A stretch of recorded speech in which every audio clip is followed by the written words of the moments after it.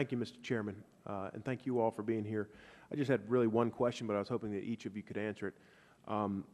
Considering that small banks are subject to the new clearing requirements unless the SEC and the CFTC use their authority to treat them as end users, I was wondering if you could comment on whether they should be included as end users in light of the high costs of compliance against the small percentage of swaps that they make up. But I was wondering if you could comment on whether they should be and whether they will be.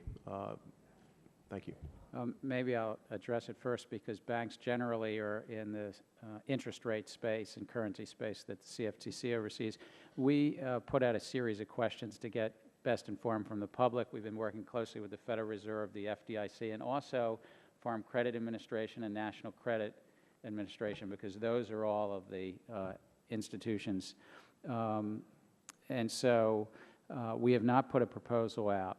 These small banks, as some of the members have said, were not at the heart of the systemic crisis, but they are interconnected. And so the freedom to fail of a large bank sometimes will be dependent upon if they would bring down the community banking system.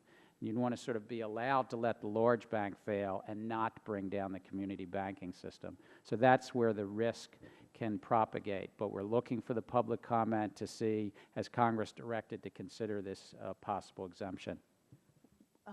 Small banks are not likely to be heavy users of the part of the swaps market. The SEC will regulate the security-based swaps, but we did propose as an alternative a small bank exemption.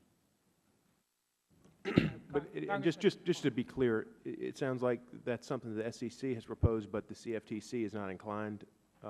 No, in fact, what we did was I wouldn't want to leave you with that impression. It's really we're in the midst of a process of getting economic data and public comment on how to move forward. So we didn't make a formal proposal. We said, give us help on this.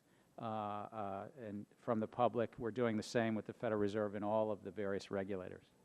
So, Congressman, you perhaps won't be surprised to hear that our position before, during, and after the legislation has been we do think that there's good reason for a smaller bank exemption, precisely because we want them to be able to do the business of banking. They're not swaps dealers. Obviously, they'd be regulated if they were. But, of course, it's not committed to us by Congress to make that decision. We're just a commenter. Thank you very much. Thank you, Mr. Chairman.